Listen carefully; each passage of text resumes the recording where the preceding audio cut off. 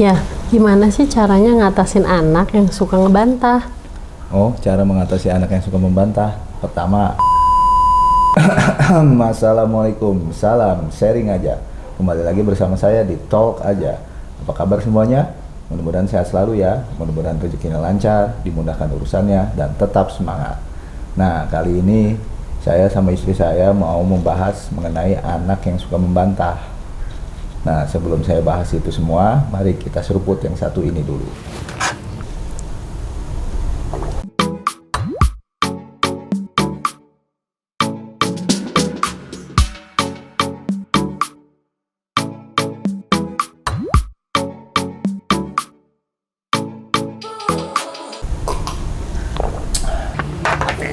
Mantep, siang-siang minum kopi.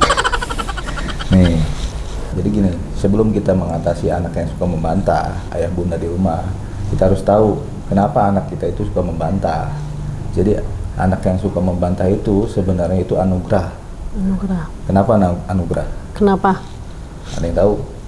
Jadi anugerah yang diberikan oleh Allah pada kita sebagai orang tua, karena anak itu sebenarnya akan menjadi calon pemimpin nantinya.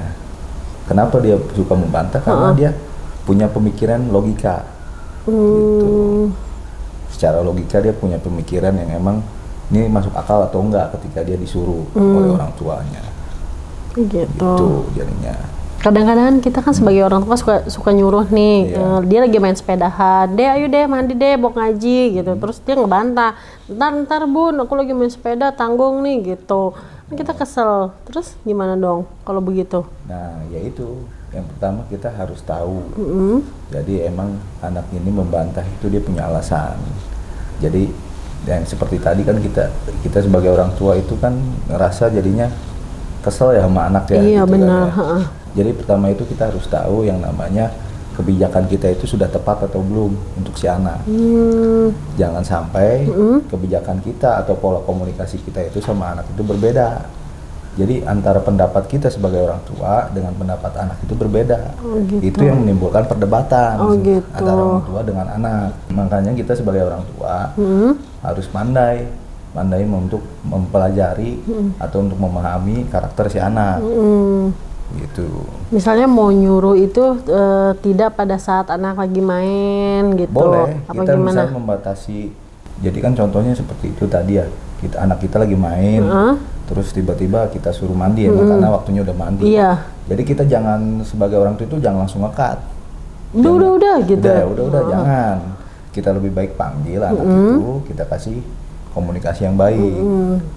Jadi kita ngedidik anak itu yang pertama harus menjadi anak yang kooperatif, bukan jadi anak yang penurut. Gitu. Nah, bunda sendiri mau nggak anaknya itu mau kooperatif apa mau jadi penurut? Kooperatif itu gimana sih maksudnya?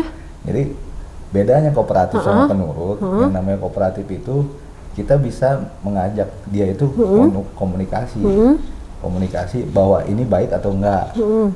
Gitu. Jadi nanti dia berpikir secara logika. Oh gitu. Kalau bedanya sama penurut, Iya. kalau penurut itu kita suruh tapi dia bakal menuruti, tapi dia nggak tahu ini baik atau enggak. Gitu. Kamu begini ya bun, Iya, gitu. Bun, Jadi ya. Nah nantinya kalau untuk jadi penurut ke depannya, dia nanti ketika dia menjadi orang dewasa itu bakal jadi penurut, bisa disuruh-suruh sama orang. oh gitu. Berarti anak kita semua termasuk anak yang kooperatif ya? Iya. Jadi kita jadikan anak itu pertama adalah jadi anak yang kooperatif.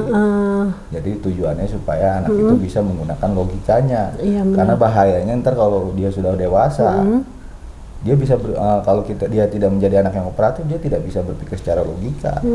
Kalau jadi anak penurut, coba bayangkan. Dibodohin sama orang tuh mau aja gitu, gampang ya.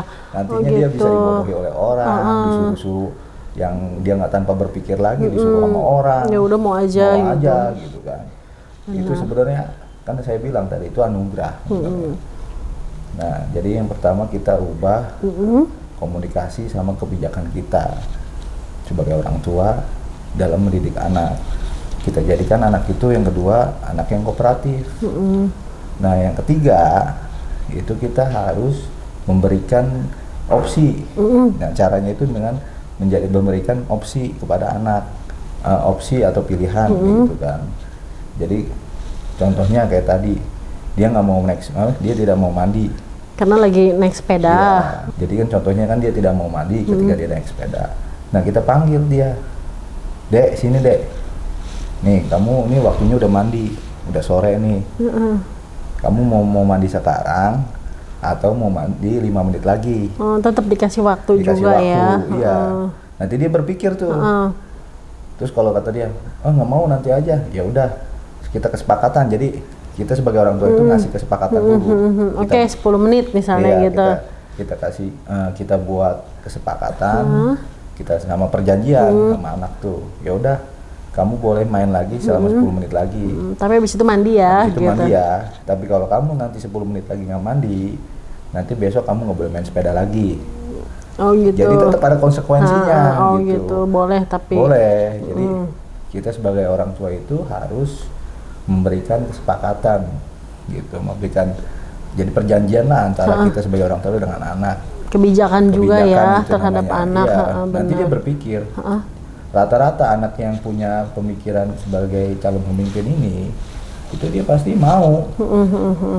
Oh yaudah 10 menit lagi, nanti konsekuensinya kalau nggak mandi, aku nggak boleh main sepeda lagi. Iya benar. Gitu. Bahkan dia lebih seneng kalau kita kasih reward. Oh gitu. Iya benar. Jadi benar reward dan konsekuensi kuncinya.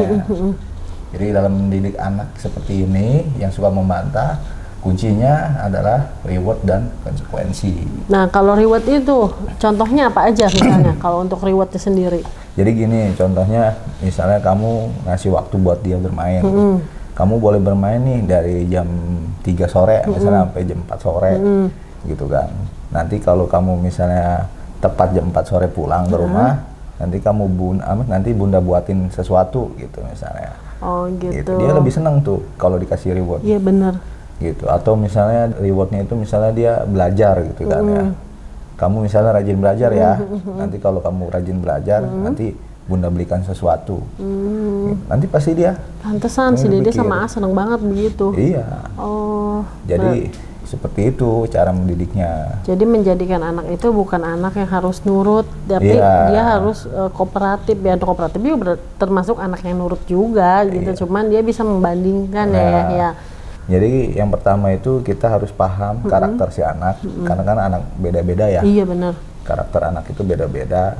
Terus yang kedua kita harus yang namanya menjadikan anak itu kooperatif, bukan jadi anak yang penurut. Beda antara penurut dengan kooperatif. Dan ujung-ujungnya sama, maksudnya dia supaya tetap harus nurut juga sama kita. Tapi ada cara. Iya. Ya. Jadi dia memakai logikanya. Kalau menjadi anak kooperatif tuh. Kita menjadikan anak penurut itu mungkin kita memaksakan ya, terlalu memaksakan. Enggak, kamu harus begini gitu. Jadi si anak juga perasaannya mungkin karena takut atau gimana jadinya nurut aja gitu. Dan itu kurang bagus nantinya ya. Kan rata-rata kita sebagai orang tua itu punya sifat ya. Coba ayah bunda di rumah dah. Mungkin kita pernah lah sebagai orang tua itu otoriter ya. Iya. Otoriter itu dalam arti menginginkan si anak begini loh, harus begini loh. Apa gitu kan. Maunya kita? Apa maunya gitu. Kita kan. Tapi belum tentu itu cocok dengan anak, dengan karakter anak. Nah, makanya kita harus memahami itu karakter anak seperti itu. Gitu. Penting banget ya ayah bunda. Iya. Nah, ayah bunda di rumah, kira-kira sama nggak anak-anak ayah bunda di rumah sama anak-anak kita nih? Coba dong komen-komen kita sharing ya. Iya. Kalau emang ada pertanyaan mengenai seputar bagaimana sih mengatasi anak, silakan komen ya di kolom komentar.